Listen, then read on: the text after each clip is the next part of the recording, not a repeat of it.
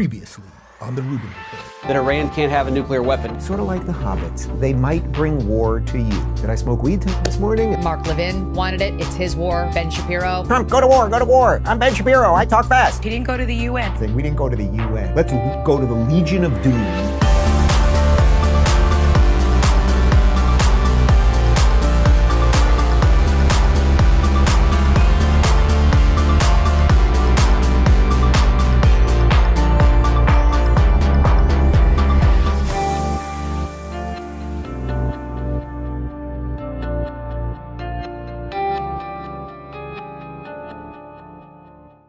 All right, everybody, what is going on? I am Dave Rubin. This is the Rubin Report. It is March 4th, 2026. You've shared, you've subscribed, you've tapped the notification bell, and you often watch the program, so you know what we do. We try to give you the news of the day in a unfiltered way, little bit of humor. Let's dive right in. There's just a lot going on. Obviously, the Iran war, we're 4 days into this thing. The bumper sticker of today's show is it is going extremely well. And not only is it going well, we have a series of hyper competent people from Trump all the way down who are explaining what we are doing, who are showing us evidence, who are making sure that our resources and allies are taken care of, and we are now fighting an enemy that is, as I said yesterday, a sort of wounded animal. If you had a wounded animal in a corner, it would just be lashing out any which way to survive, and that's kind of what the Iranian regime is doing at this point. They've pretty much been decapitated in terms of leadership, both politically and militarily. They're firing rockets at all over the place. They've involved basically 10 other countries now in this thing, and it's going well. And if we just have a little belief in America, a little trust in Donald Trump, who's been directionally right about everything for the last 10 years, and a little hope, and no, we're going to need a little more than that. A little hope and a little bit of grit for those Iranian people who are going to take their country back. I think we are in a sort of World War II moment here, meaning that when World War II was done, maps were drawn differently, alliances were drawn differently, and that's what we are going to see here. We are going to see just a completely rejiggered world that we've been sitting on something for about 75 years that's going to be completely changed. So let's dive right in. Let's start with Marco Rubio because there was a whole bunch of misinformation about a statement that Marco Rubio made yesterday as to whether basically Israel forced the United States into this strike. And people were selectively editing, the usual suspects, I don't even have to name them, you can figure out who they are, were selectively editing video to make it seem like Israel somehow pulled the trigger first, thus forcing the United States' hand. Completely untrue. Here's Rubio cleaning it up. They said that Israel is dictating the timeline for the United States. No, and as you know, several people on the right have also agreed with that. How would you respond to that? The United States made a decision. Under the President of the United States made a decision. This is intolerable.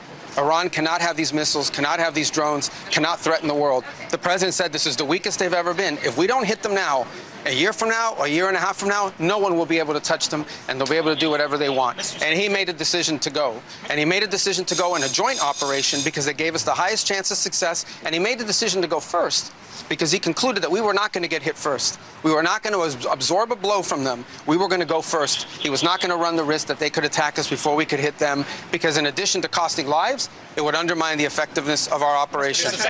Okay, so it was interesting the way the question was worded, because we expect everybody on the left to lie about anything as it pertains to this administration and Trump and everything else. Like, that's just old hat and we're used to it. The question was framed, though, going, some people on the right are saying it too. I already addressed enough of this stuff about some of the influencers on the right, so I'm not even going to get into that today. But there's Rubio just completely blowing up the notion that somehow Israel tricked or forced Trump to do this. And of course, I think we showed this to you yesterday, but it's worth a quick review. It's a short video. Here's Trump saying that perhaps he actually forced Israel.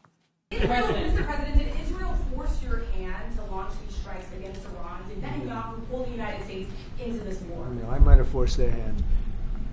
You see, we were having negotiations with these lunatics, and it was my opinion that they were going to attack first. They were going to attack. If we didn't do it, they were going to attack first. I felt strongly about that. And we have great negotiators, great people, people that do this very successfully and have done it all their lives very successful. And based on the way the negotiation was going, I think they were going to attack first.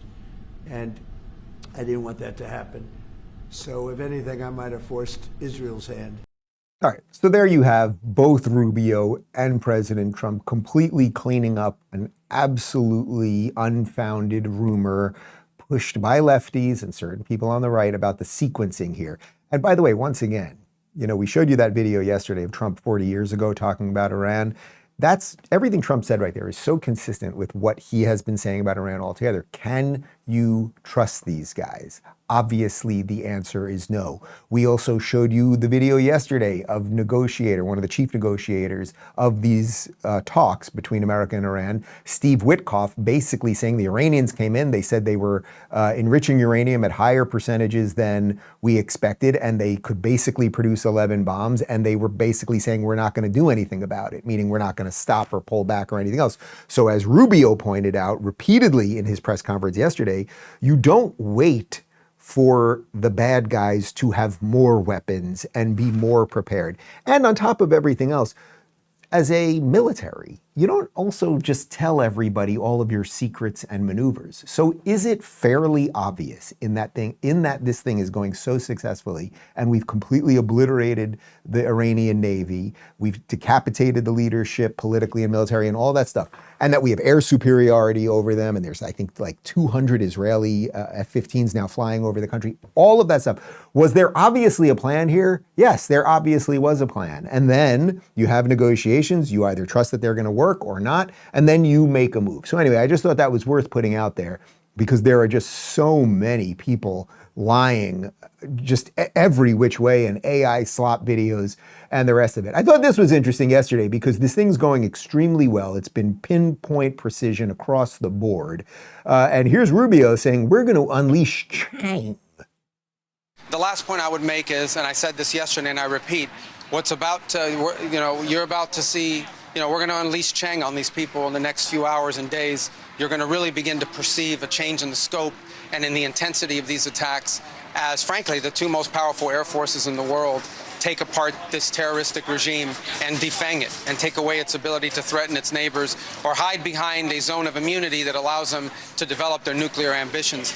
This terroristic, radical, cleric-led regime cannot be ever allowed to have nuclear weapons. We saw what they were willing to do to their own people. They were willing to slaughter their own people in the streets. Imagine what they would do to us. Imagine what they would do to others. Under President Trump, that will never, ever happen. Okay, so again, you can agree or disagree with what we're doing here or anything else, but what we have is clearly competent people explaining what we are doing and why they are making the argument for doing it. Now, the thing that got the internet going was, what is Chang? Sounds like a bad guy from Mighty Morphin Power Rangers. Turns out that, well, we checked, Rubio used the phrase Chang as slang referencing the late Chinese nationalist leader Chiang Kai-shek to suggest a forceful and overwhelming military response. And if you want to see a little Chang, here are the strikes happening just in the last couple hours over the skies of Tehran.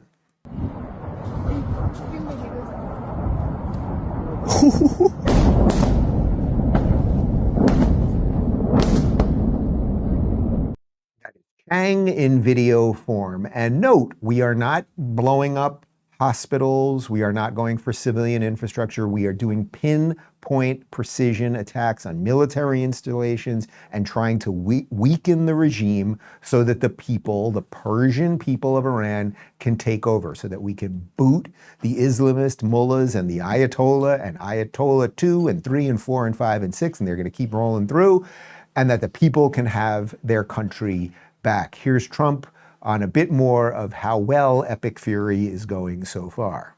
That is coming along, as you see, very well. They have no Navy, it's been knocked out. They have no Air Force, it's been knocked out. They have no air detection, that's been knocked out. Their radar has been knocked out. And just about everything's been knocked out.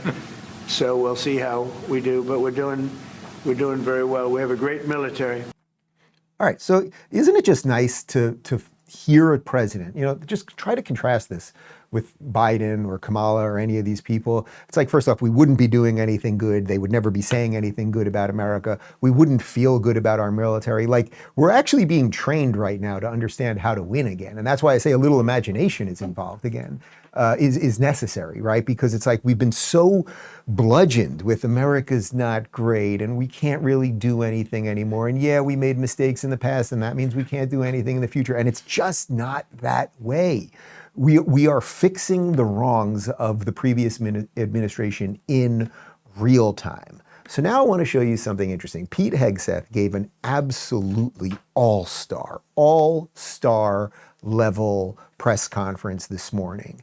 And can I pat myself on the back? I don't do it that often. Can I just thank you, Connor? I'm going to pat myself on the back. On November 13th, 2024, was right when Pete Hegseth was nominated to be then Defense Secretary. Now we call it Department of War. And remember, they were really trying to take him out and claim he was an alcoholic and he had a mean tattoo on his arm and all this stuff. And Joseph went in this morning, and this is from the day he was nominated, this was what I said about Pete Hegseth. I think there is every bit of evidence to see why Pete Hegseth is going to be an excellent head of the Department of Defense. Not only it's his track record, but as a television personality, he will be able to get up there and deal with the tough questions and communicate the policies properly and everything else. I do know Pete, like I would say, fairly well. I was on Gutfeld with him a couple of weeks ago. We've done each other's shows many times. I've seen him, hung out with him backstage. He's a good guy. He loves this freaking country, and I think he is going to do a bang-up job. First of all, darker beard, Dave Rubin, much more effective. No glasses, that's not necessary. Can't see anything, but it looks better. Look, that was my prediction then, and it has borne out to be completely right. Here is example 62A/B.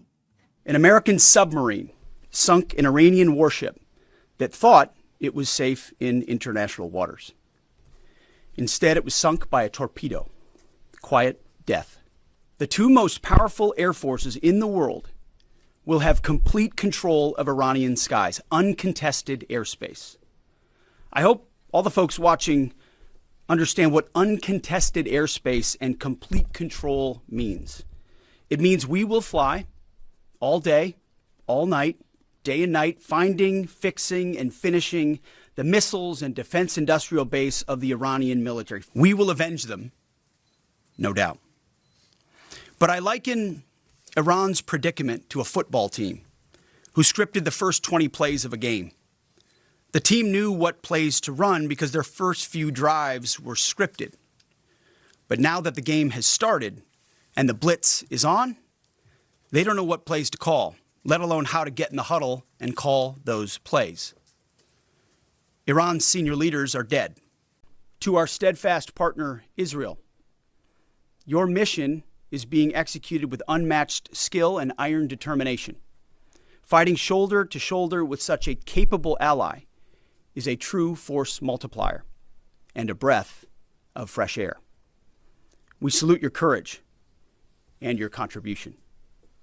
4 days in, we have only just begun to fight. America fights to win, and in Operation Epic Fury, we are. May God's providence cover and protect our troops always. Man, there is so much good stuff there. And yes, I will pat myself on the back that 2+ years ago, I was completely right about that. And it wasn't because I have a crystal ball or I'm a magician or a sorcerer or anything like that. It was because it was obvious. This guy had a great pedigree. He was a great personality on television, and he has now stepped into the role that he is supposed to have with the renamed Department of Defense as Department of War. And he is clearly communicating what we have done, why we are doing it. We're taking out using torpedoes. I think somebody said it was the first time a torpedo has taken out a warship since World War II or something like that. Don't fully quote me on that, but someone can check me on something like that. Also, where he talks about the unmatched skill and working shoulder to shoulder with Israel. And of course, that's going to get all of the Israel haters freaking out. But it's like, what other ally in the world ever carries their weight? Does the UK do anything? Does anyone fear France? Is Brussels, Spain? Spain is now completely at odds with us. Like all of Canada, they're going to do jack shit. So we have an ally in a dangerous part of the world that works with us and gets incredible intelligence and has an incredible military that is in complete sync with us. That's what they fear, right? What did he say? Is something, it was that we have complete air dominance. The two most powerful air forces in the world are working together. Iran is not going to win this thing. So what is Iran doing? They're being just smacked around relentlessly. The regime doesn't know what to do. There's a lot of people are saying basically it's just like a bunch of broken systems now. So they're just firing all over the place because nobody's in charge anymore. Here on News Nation, they talk about how Qatar has confirmed that Iran did hit the Al Udeid Air Force Base, which is the largest American Air Force base in the Middle East, in Qatar. And it's like, why would they be striking Qatar? Does that really make any other sense other than they are an animal in its last grasp? All right, we're getting some breaking news. Got confirmation that an Iranian missile managed to hit the largest American base in the Middle East. It is the Al Udeid base in Qatar. And according to the Qatari defense minister, air defenses managed to intercept one of two missiles. One was intercepted. The second managed to get through and hit the base. There were no casualties, according to reports. We do not know the extent of the damage. But again, Qatar is confirming a successful Iranian ballistic missile strike on the United States' largest base in all of the Middle East. All right, so I was right about what I said a moment ago. So it was the first time that a submarine shot a torpedo to destroy a warship since World War II. So that quite literally means we are winning the war underwater and we are winning the war about 75 miles above sea level. It is absolutely extraordinary what we are doing right now. And just remember, whatever bad guy exists in the world, whatever bad actors there are, terrorist groups, countries with nefarious means, they're looking around and going, oh snap, maybe we should ease up on some of our bad intentions because these guys aren't messing around anymore. And what did we have before Trump? We had a man with dementia who said don't, and a woman who knew an awful lot about concentric circles also saying don't. And the country did, and now we are fixing all of that. But as I said, Iran now just firing all over the place. Here's a little bit more of some of the crazy stuff they're doing. I'll read while you check out some video here. Breaking: the U.S. consulate in Dubai, United Arab Emirates, is on fire after reports of a possible Iranian drone strike. No word on injuries or casualties as of right now, and we'll just continue. This is from Red Wave Press. Breaking: the Pentagon has identified 4 Army Reserve soldiers killed during Operation Epic Fury in an Iranian drone strike on a U.S. command center in Kuwait on March 1st. We reported on this yesterday, but I thought it was worth reading their names. That's Captain Cody Cork, 35, from Winter Haven, Florida. Sergeant First Class Noah L. Tegens, 42, from Bellevue, Nebraska. Sergeant First Class Nicole M. Armour, 39, from White Bear Lake, Minnesota. And Sergeant Declan Cody, 20, from West Des Moines, Iowa. They were all assigned to the 103rd Sustainment Command in Des Moines, Iowa. God bless them and God bless their families. And I don't know what, if there are GoFundMes or something, but if there are, we'll post a link. I will gladly donate. And, these people, contrary to what Megyn Kelly said on her show yesterday, which is what we showed you, where she said, these people died for Israel or Iran. They died for America. And hopefully they will be honored as such. But interestingly, as Iran sort of veers out of control and they fire into all of these countries, as I said a moment ago, new alliances are forming. All of these Arab countries and these Muslim countries are suddenly realizing Israel's not the bad guy. If you just leave them alone, they have no interest in you. And as a matter of fact, they're defending you from Iran, which is attacking you right now. That's quite literally what's happening with Saudi Arabia. And let's not forget, Saudi Arabia, right before October 7th, they were about to jump on the Abraham Accords. Everyone knew it was about to happen. Then, of course, that got blown up because of what happened on October 7th. But here is Jennifer Griffin talking about how Saudi Arabia is now preparing to authorize strikes on Iran. So basically, they will get involved in this war on Israel and America's side as well. Place military and diplomatic sources in the region tell me Saudi Arabia is very close to allowing its Air Force to strike targets inside Iran after facing unprecedented missile and drone attacks on its civilians, including incoming missiles today targeting Daman, its fifth largest city. Quote, the next 24 hours is going to be intense, I'm told. A line has been crossed, a well-placed official in the Gulf tells me. All right, so things are a-changin'. Saudi Arabia will likely get involved, right? They're not just going to sit there and have drones and rockets blow up in their territory and blow up their infrastructure and kill their people. They will be on the same side as the United States. So when I say the map is being redrawn, I don't necessarily mean that literally, although I do think it's possible there'll be some other things happening post-war, perhaps related to the Kurds and some other things. But I mean it sort of metaphorically. The map of alliances is being redrawn right now, and that is solely because of American leadership. Interestingly, you know, Israel, which is leading this thing with the United States, as Pete just said, they are getting hit pretty hard. Although each day it seems to get a little bit better, and they have incredible defenses, but some rockets do get through. So here's Fox talking about how America, once again, because we're just doing everything right, we are effectively and competently getting American citizens who want to leave Israel out of the country. New information from the State Department, who say they have assisted over 130 American citizens to leave Israel, with an additional 100 American citizens expected to depart today.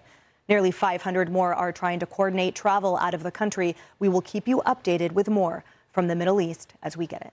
Okay, and I mention that because that's what a functional, solid country does, right?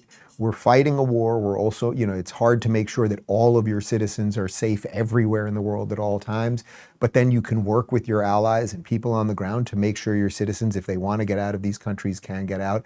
And that's exactly what we're doing. Joseph was just checking, and it does sound like there are some, is it Give, Send, Go? Or there are some donation sites for those soldiers. So I'm going to jump in and donate, and we'll put up some links in a moment. But first, let's talk about Rumble Wallet, and then we'll connect this to a bunch of other stuff. You've probably seen what's happening online. Censorship is back and it's everywhere. Big tech controls what we see, and big banks can shut people off at any time. That's why Rumble is fighting back. Rumble has already taken on big tech censorship, and now they've launched Rumble Wallet, a wallet no bank can cancel and no government can freeze. With Rumble Wallet, you control your money. Not a bank, not a tech company, not even Rumble. You can buy and store digital assets like Bitcoin, Tether Gold, and USAT, which is Tether's US regulated stablecoin, all in one place. Tether Gold represents real physical gold on the blockchain, and USAT helps protect your money from inflation.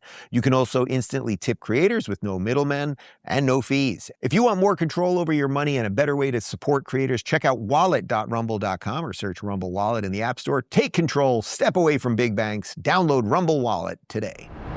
Okay, so first portion of the show has been about a hyper-competent American military and American leadership that's leading the world again and doing rather extraordinary things. Now I want to compare and contrast that to the Democrat Party. Now, obviously, after the last couple of years, we know there's basically nobody sane left.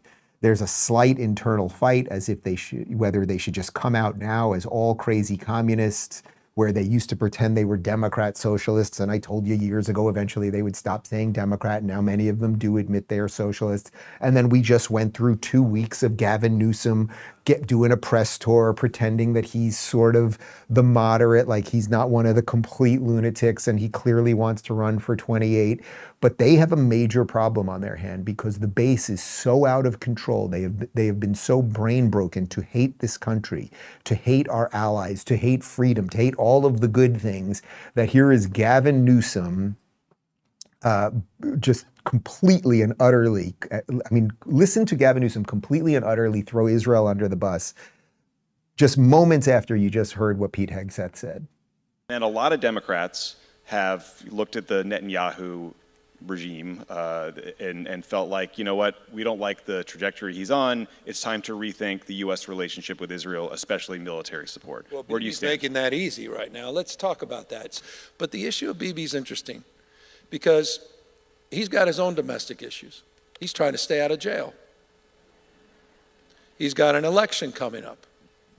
He's potentially on the ropes. He's got folks, the hard line, that want to annex the West Bank.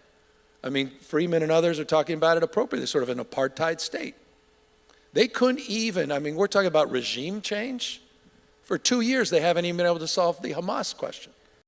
This guy is such a ridiculous pandering clown. I get it.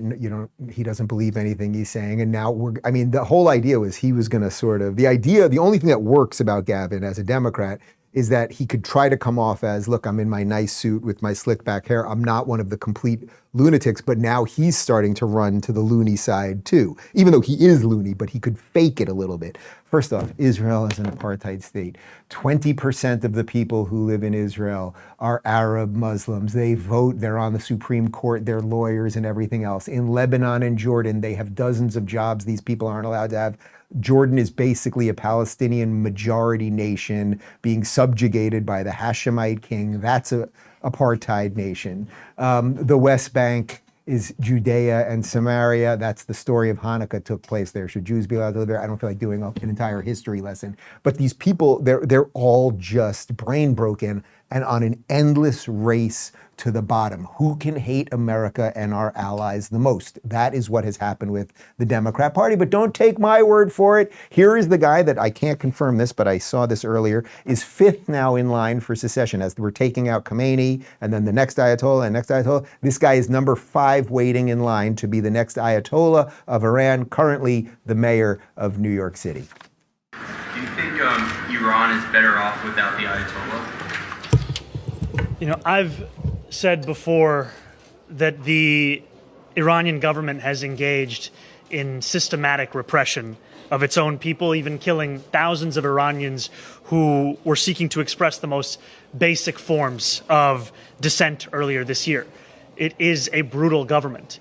And I've also said that while I may be a young mayor, I am old enough to remember the devastating consequences of our country pursuing a war with the intent of regime change in that very same region not that many years ago. So interesting. He has to choke out that he doesn't like the regime. Now, I am, as I've said repeatedly, I am somewhat sympathetic to the people that have PTSD, that have a certain hangover of military adventures that we had, right? George W. Bush and Dick Cheney and who was it, Colin Powell and the rest of them, they sold us the Iraq War largely under false pretenses. Now, the irony of the Iraq War is that after a few years, Iraq was becoming free and it was becoming democratic. And then it was Barack Obama, if you remember, maybe we'll do something about this later in the week, but if you remember, when Barack Obama was running the primary against Hillary Clinton, he was running as, I'll get out of Iraq even faster than her, implying that Hillary somehow was the warmonger. And she kept saying, well, we have to pace it out because you don't want to just cut and run and see what happens. Well, of course, you know what happened. He wins the primary, wins the presidency. We cut and run from Iraq. And Iraq is basically a failed state now, but it was going in the right direction. In some sense, that's a total sidebar because these people don't care about history or truth or anything else. But the point is, Donald Trump, Pete Hegseth, Marco Rubio, our new alliances, a much more powerful Israel. It is a completely different situation than taking out Saddam Hussein and sort of praying the people will uprise properly. When you take out the Ayatollah and the mullahs and all that leadership and you just degrade their military, the Persian people can now take their country back. It's a fundamentally different thing. It doesn't mean it's going to work, but it is completely fundamentally different. But the real reason for showing you that clip is he likes the Ayatollah. It's obvious he likes the Ayatollah. He likes the fact that the Iranian regime was funding Hamas, who he loves, and funding Hezbollah and all the rest of these evil terrorist organizations. And if you live in New York, good luck with that. I thought this was quite good because one of the things that we're seeing right now is the Democrats are screaming about political process. They suddenly love the Constitution again, and they want the president to go to Congress to declare war. Now, the president has all sorts of leeway to do military actions, which is why Bill Clinton has done them and Obama as I pointed out yesterday, took out Gaddafi in Libya without going to Congress, and they never say anything when their side does it. And they don't like the Constitution. They want to pack the courts. They don't care about free speech or anything else. But suddenly, when Trump's doing something, they love that old piece of paper. Here is Fox's Bill Maloogian asking Timu Obama, Hakeem Jeffries, about Democrats flip-flopping when it comes to congressional approval. Thank you, Leader Jeffries. Back in 2011, Nancy Pelosi said that then President Obama didn't need congressional approval to bomb Libya. Now House Democrats say President Trump needs that approval to bomb Iran. What's the difference? Well, obviously, Libya and the circumstances connected to that were very different than the circumstance that we face in Iran right now. I mean, I don't even understand the genesis or basis of that question, not suggesting that you're not asking it in good faith. Libya went on for 7 months. As I've indicated, first of all, it was not in Congress at the time. So we're dealing with what we're dealing with right now, which is a catastrophic, endless war, as Donald Trump has characterized it. Madam Speaker, Madam Leader, you're saying that the president did not need authorization initially and still does not need any authorization from Congress on Libya? Yes. Thank you, folks. Thank you all very much. Okay, and this is why they don't want a free internet. They don't want you to remember those clips. And I love Hakeem Jeffries. Well, I wasn't there, so I don't know. Well, what are your principles? What are your principles? Simple as that. Great question by Maloogian. That's a great job right there. They know damn well the president's allowed to do this, and if it was their president doing it. And then he's also, what did he say? It's a disastrous and endless war. We're 4 days into this thing. You just heard what Hegseth said. It's going unbelievably well. That doesn't mean some things can't go sideways. But the problem is you guys don't like America very much. You don't like American values very much. You don't want us to realize that we can win again, that we can exert power again, that we can be excited about our country again, that we can actually help the world. You don't want any of that, unfortunately. Here is Bill O'Reilly, who I keep saying, I look forward to when I get into my sort of grumpier old man phase, because I'm going to replicate what Bill does. Here he is going off on Kamala for opposing the war. I unequivocally oppose this war of choice, and everyone should. All right, now just keep this in perspective now. This is important. Ms. Harris is entitled to her opinion.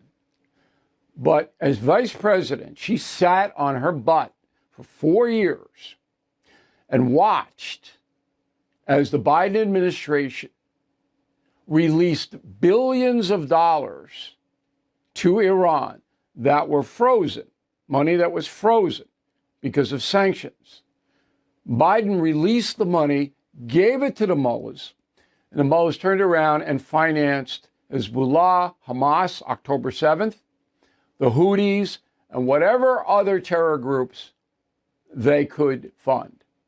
Yeah, and he's completely right. We showed you the videos yesterday of Obama being like, I'm releasing $54 billion to Iran and it will go to the people having a better life. And it's like, no, it went to funding terror. Simple as that. We also showed you the video yesterday. Oh, Kamala, what would you say to Iran when it comes to making these weapons? Don't. Biden, what would you say when it comes to Iran making these weapons? Don't. Well, your don't meant literally nothing, and Donald Trump, instead of just saying don't, has decided they won't. It's as simple as that. The other interesting thing that's happening here, when I talk about the metaphorical redrawing of the map, is that we are realizing, and this is why I think what Hegseth said about Israel was so interesting, that we need allies who will have some skin in the game. That is so consistent with everything Trump has said for 10 years. We foot the bill on all of these things. Our allies never do anything. Bad things happen in the world, and then everyone only expects America to do things, and no one else helps us, usually get in our way, vote against us in the UN while we're giving them money. We have lopsided trade deals with everyone. So when I tell you that the map is being redrawn, the alliances are being redrawn. Trump is basically looking at every other country right now and being like, are you useful? What is the purpose of the nature of this relationship? One interesting one is what's happening a little north of us here, which is up in Canada, where they've got this Mark Carney guy who basically is Justin Trudeau, but heterosexual, I think. I'm not even sure, but I would go on the assumption. He seems pretty boring and straight to me. And here he is, and he's just very upset because we didn't go to the UN. We're acting without Canada. Like Trump should have been like, what does Canada think about this? Go. Because the current conflict is another example of the failure of the international order. And now, The United States and Israel have acted without engaging the United Nations or consulting allies, including Canada. So where to from here? With a rapidly spreading conflict and growing threats to civilian life. Canada reaffirms that international law binds all belligerents. We condemn the strikes carried out by Iran on civilians and civilian infrastructure across the Middle East. And we implore all parties, including the United States and Israel, to respect the rules of international engagement. Like, all right, I'm not cursing, and I know a lot of people are very happy about it. I've been looking. Who cares? Like, genuinely, who cares what you say? Oh, we didn't go to Canada to ask them if we could stop Iran from building a nuke and building ballistic missiles and all the bad things and exporting jihad and everything else. We didn't ask Canada. We didn't ask the UN. We didn't go to the UN and have a meeting with people who would have then just backstabbed us and likely leaked information to Iran and everything else. We just went ahead and did it because we exerted power and authority we exerted power and authority in a way that you guys only wish you could, but you just say things, you don't mean anything. So you just did your version of don't.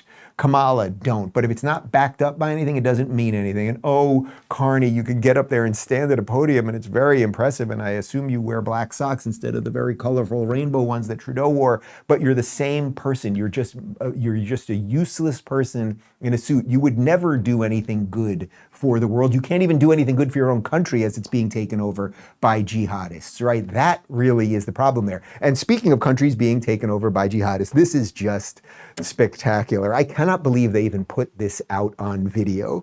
So there is a clownish buffoon in charge of the UK right now by the name of Keir Starmer. And he is not really getting involved in this war, and that's his prerogative as the leader of a country. And Donald Trump will have to, again, look at Canada, look at the UK, look at some of these countries and decide how we want to operate with them. Like, we look at allies and do you help us when we want help? That's the nature of a friendship, two-way street, et cetera, et cetera. So Starmer put this video out of him calling people and, talking to people about what's going on. And as Steve McGuire, who's a journalist, pointed out, this literally, we should put the music to The Office over it. This looks like an episode of The Office. Watch this. Emmanuel, Friedrich, really good to hear from you. I think we are all concerned about what could happen within the next couple of hours or days. We weren't involved, as we've made clear, in the strikes, although we are operating defensively in the region in relation to our assets and liabilities and allies. I think we've completed nearly all of the regional calls, have we? Prime Minister, how are you? Hi. How are These you? are very big decisions. And I want to hear your views, helping with the principles that we should apply as we go forward from here. Not joining the offensive. Yeah. This is about collective self-defence of regional allies and British civilians. All right, we're going to splice something together with Michael Scott in between that and him on the speakerphone. And Pam, is this thing on? Like, it's so, and where's Dwight? Like that, it's theater. It's don't, but in theater form, don't. And then oh my God, he's so impressive. He calls people on speakerphone and he says he's not getting involved and doesn't do anything. Now you might say, well, why isn't he? Has America done something so terrible here that the UK will no longer be our ally on something like this? And the answer to that, of course, is no, we have not done anything terrible. The answer actually is something that my guest who was in this very studio on Friday pointed out, which is Tommy Robinson, who made the point that one of the reasons that so many of these Western countries are losing, that they stand for nothing, they've lost their culture, they've imported all of these people, is that they now are basically in a hostage situation with the Islamists that they have imported. So it is Ramadan right now, and Starmer yesterday, well, here he is at a Ramadan ceremony, and watch him just pander to these people. But on Iran, I want to make clear the UK was not involved in the offensive strikes of the US and Israel, and that remains the case. So please don't behead me, okay? Give me a couple extra days before the beheading. He is afraid of those people. What are you even bringing up military matters at a Ramadan ceremony? Thank him for Ramadan, eat some candy, and get going. But instead, you had to make a point, we're not working with the U.S. and Israel. I'm one of you guys. Yes, yes, yes. I'll live as a dhimmi and pay the jizya tax. That would be a pleasure. That was a pretty good British accent, right? I think that was pretty solid. But of course, it's not just in the UK that this is happening. Let's go to Dearborn, Michigan, which is basically Hamas Central right now here in the United States. And here is a mosque having a memorial for Khomeini and also comparing the Jews to Satan. We're gathered here today to commemorate the martyrdom of the great leader of our time, Sayyid Ali al-Husseini al-Khamenei, rahmatullahi alayh. We might think this was an attack led by Zionist Jews, but the commander of their mission is the very one who was trying to prove that Adam was not worth prostrating to. Iblis is the one behind the scenes leading their camp, in the shadows lurking, irking in their symbology, their ideologies, their psychology, their economy, claiming they follow the laws of Moses and Deuteronomy. Iblis is the hidden commander of today's society. I like that guy. Do you think people like this should be in the United States of America?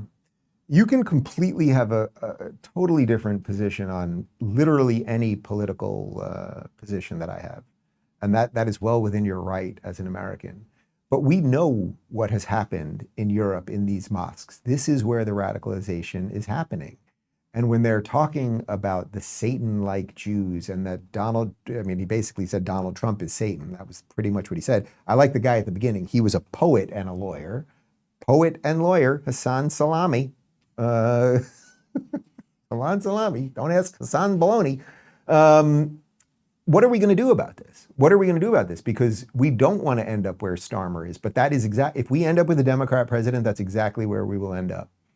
We will end up with either one who is one of them, so we'll end up with a Mondami type who is one of them, or we will end up with potentially with what's worse, which is a Starmer who's not one of them, but has to then overly pander to them, suicidal empathy, et cetera, et cetera. And then what happens when you bring in these people? Well, as you know, we covered this the other day, but it's worth noting because we just forget these things. Gunman who attacked a bar in Austin, Texas last night, a couple days ago, has been identified as Nadiaga Diange, a naturalized U.S. citizen born in Senegal, who was wearing a sweatshirt that said property of Allah and an undershirt referencing the Iran and had a Quran in his car. And the reason I'm even mentioning that again is that story's gone already. 2 people are dead, 14 others were shot at a nightclub in Austin, and it barely made the news for 5 hours. And it'll happen again and again and again and again, and we'll just keep going. And it will not end well. It will not end well. So we better do something about it. I don't know exactly what we are supposed to do. They are using all of our systems against us, externally and internally. You may remember this video. This is from 2018. This is Hamas caucus member Ilhan Omar with another Hamas fan, Mehdi Hassan, talking about how we should really be afraid of white men. A lot of conservatives in particular would say that the rise in Islamophobia is a result not of hate, but a fear, a legitimate fear, they say, of quote-unquote jihadist terrorism, whether it's Fort Hood or San Bernardino or the recent truck attack in New York. What do you say to them? I would say our country should be more fearful of white men across our country, because they are actually causing most of the deaths within this country. We should be profiling, monitoring, and creating policies to fight the radicalization of white men.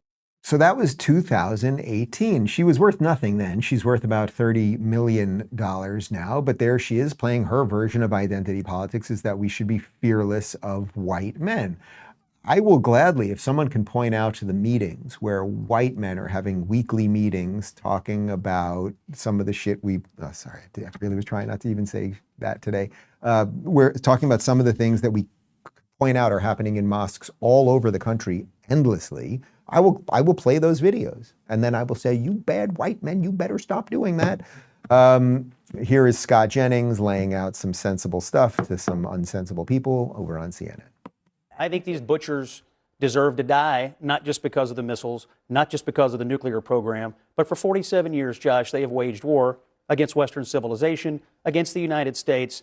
Their mantra is death to America. They have killed American soldiers, American personnel. They have maimed people, our people. And so if you want to go back decades or you want to go back 2 weeks, there's plenty of reasons to believe that those people that we kill being gone is good for U.S. national security. That's my view.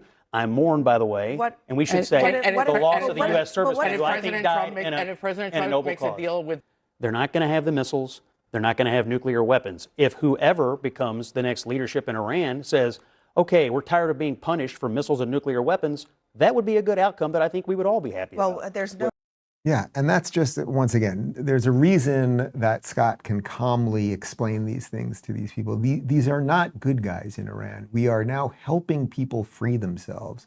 And as always, and I will stop doing it at some point, all of these qualifiers. I'm always trying to give my ideological opponents the best possible, I think I'm making their case better than they are in many cases. We're trying to help people free themselves, and we're trying to make the world a safer place, and we're trying to show nations that terrorism doesn't work anymore and everything else. But the Democrats clearly are just going to keep going down. So now let's do some serious domestic stuff, because guess what, guys?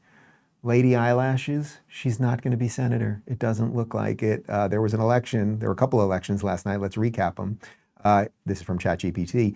Here are some of the biggest results from last night's elections. In the Texas Democratic Senate primary, James Tallarico defeated Lady Eyelashes, Congresswoman Jasmine Crockett. Tallarico's campaign focused on faith-based messaging and bipartisan themes, which helped mobilize young voters. He will face the eventual Republican nominee in the general election in November. Texas Democrats have not won a statewide race in more than 30 years. On the Republican side, the Texas Senate primary is headed to a runoff. The top two finishers were Senator John Cornyn, who received about 42.5% of the vote, and Texas Attorney General Ken Paxton, who received 40%. Because neither candidate reached the 50% threshold required to win outright, the race will move to a runoff election in May. In another race, Texas Congressman Dan Crenshaw lost his Republican primary to State Representative Steve Toth. Toth won approximately 57% of the vote, compared with about 39% for Crenshaw. Crenshaw has served in Congress since 2019. So the Crenshaw one, it's actually, if you're paying attention to sort of internal Texas politics, it's not that surprising. I've had Dan on the show many times, and I've enjoyed talking to him, and hopefully he'll have a bright future in front of him. But the Jasmine Crockett thing is, you might go, okay, this is pretty great. Jasmine Crockett's a complete lunatic, and she's a racist, and all of the stuff that we're always mocking her for. So even though I don't think I've said a word about this Tallarico guy, you might be going, all right, well, at least she didn't win her primary. We'll have more on Tallarico in just a second, but here she is already claiming that the election, the Democrat primary election, was stolen. All Red has already stated, we encourage each and every one of you to remain resilient. We cannot allow this type of behavior to be rewarded, because so long as they know that they can win, even if it means cheating, then they will continue to do it. So that's my news, is that we're not going to have election results tonight, in my opinion, based upon what specifically is taking place in Dallas County. Unfortunately, this is what Republicans like to do. Well, unfortunately, lady, you're done, you're cooked. And for her to say this is what Republicans like to do, it's a Democrat primary. This has literally nothing to do with the Republicans. You're claiming that the Republicans somehow rigged the Democrat primary to stop you. It has nothing to do with the Republicans. So she's done, she's done, she's done. And since we won't be talking about her that much going forward, hopefully, here's just some of her hot takes over the years. Somebody slap me and wake me the up, because I'm ready to get on with it. If you could speak directly to Elon Musk, what would you say? When I see ICE, I see slave patrols. If someone on this committee then starts talking about somebody's bleach blonde, bad built butch body, That would not be engaging in personalities, correct? A what now? Number two, we actually need to do something about guns. Don't sit there and say that it's the immigrants. Maybe it's your lax laws when it comes to guns. All right. So look, she'll remain a congresswoman. We'll see how long that lasts for her. She's going to claim that this Democrat primary was stolen by Republicans. It's all brain-numbing, consistent stuff. But all right, you might be going, well, that's pretty great. We're not going to have her. Tell me more, Dave. Could you tell me a little bit more via video form? Could you tell me a bit more about this James Tallarico guy? He's probably, she's the nutbag, obviously, in the race. He must be pretty good. Well, here he is telling us that God has both a penis and a vagina. Is both masculine and feminine and everything in between. God is non-binary. Our southern border should be like our front porch. There should be a giant welcome mat out front. Okay, so, well, Texas, good luck. God is non-binary, fine, that's fine. And that our country's border should be like a porch and we should just welcome everybody. I'm gonna go out on a limb. Joseph, could we do a little research right now? Can you Google map his house perhaps and see, is there a big mat that says everyone is welcome, free soup? Could you just check on that for me? But this is it. This is it. There is a party that is completely psychotic. It is absolutely indistinctive. If you walked into a mental institution and you said, hello, everybody, I'm here to hear what you think about the world, there would be no difference. The things that you would hear would be no different in a mental institution. Let me paint a more specific picture. Arkham Asylum, which is the mental institution that Batman would put all the bad guys when he would capture them in Gotham, where they kept Joker and Two-Face, Killer Croc, three more. Riddler, Iceman, no, Mr. Freeze, and Harley Quinn. Damn, sharp today, man. Those guys are absolutely, well, those guys at least believed in something, you know what I mean? Versus these Democrats, it's just ridiculous. And here's a guy who not only, as you know, farted on MSNBC with Chris Matthews, he also banged a Chinese spy named Fang Fang. You would think that would be something that would have you kicked out of the government, but here he is, he's still here, now wanting to be governor of California. That's right, it's Eric Swalwell. And listen to this gish gallop of drivel. You were just talking about how important it is for DHS to protect the homeland. And I wonder what you say to Republicans who say, look, given the change in circumstances, given this war in Iran, it is time for Democrats to come together and fully fund DHS so it can do its job, especially in this moment. I see protecting the homeland as also protecting the vulnerable immigrants who are running through the fields and factories where they work, or the woman who's been dragged by her hair and thrown into an unmarked van, or the allies in Minnesota, a nurse named Preddy and a mom named Good who were publicly executed. And so if they can put in place reforms that end that stop the roving terror, Democrats are with them. But they also have plenty of funding from, HR 1, the big brutal bill, to continue to operate. These guys are just evil, and not, I always try to give Wolf, and I don't know who that lady is, like a little advice, guys, on your job. But when they say things that are completely insane, you might want to offer a little bit of pushback. Where is the video of someone just grabbing a lady and throwing her by her hair and throwing her into an unmarked car? Anyone seen the video? Joseph, I know I've asked you to do a lot today. Could you Google grabbing a woman by her hair and throwing her in an unmarked car? You're going to end up on Pornhub probably. Which is blocked in Florida, so it doesn't even matter. The roving terror gangs, like Wolf, you're allowed to say, well, they're just looking for illegals. They're not roving terror gangs. And just everything. Like, you might think that, well, 3 days ago, a jihadist who had a shirt that said "Property of Allah" shot up a club in Austin, Texas. So this might not be the best time to defund DHS, but he won't. Once again, and that the immigrants are running through the fields. Illegals. They can't vote for you yet, chump. Well, actually in Cali, they probably can. But it's all of them. It's literally all of them. Here is Democrat Senator Patty Murray saying she's not going to vote. She's not going to vote to fund ICE. Little does she know it's funded through 2029. But instead, some Republicans are now trying to use Trump's reckless war of choice in Iran as a new pretext to completely ignore Donald Trump's reckless occupation of American cities with rogue ICE agents. Look, I'm not going to vote to fund ICE.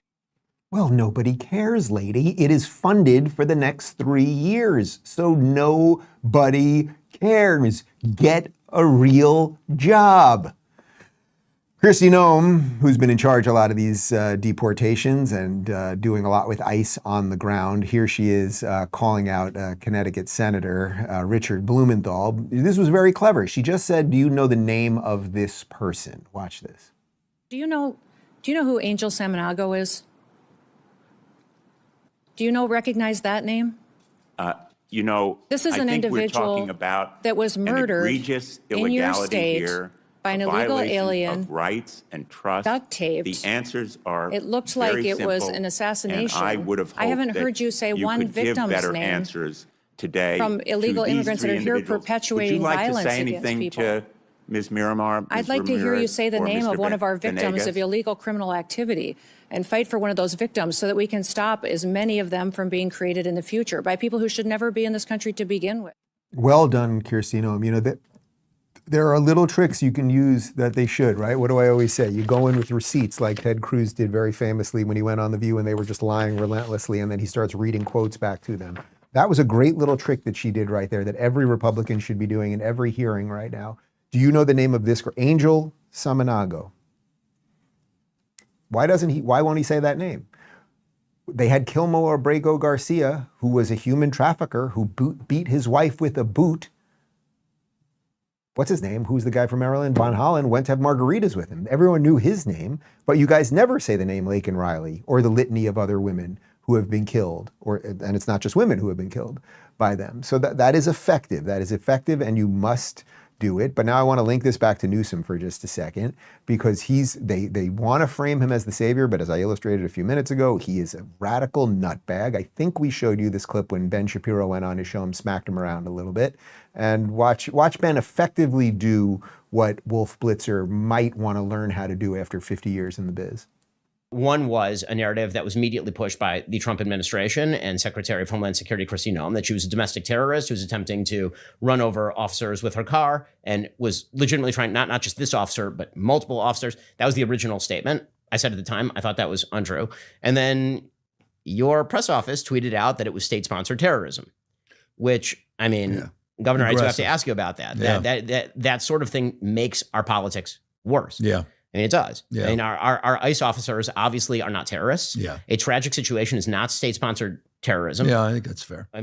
Oh, you think that's fair? So you spend your entire life lying about these people, lying about what's going on, what we're doing, why we're doing it, et cetera, et cetera. And all you get is just Ben Shapiro just basically laying out basic truth. They're not terrorists and everything else. Yes, you think it's fair and everything else. So push back a little bit. Wolf, you're half man, half wolf. Use a little of the wolf part. Get a backbone like a ramrod. And when someone says something completely insane, like Swalwell did right there, all the women being pulled by their hair into trucks.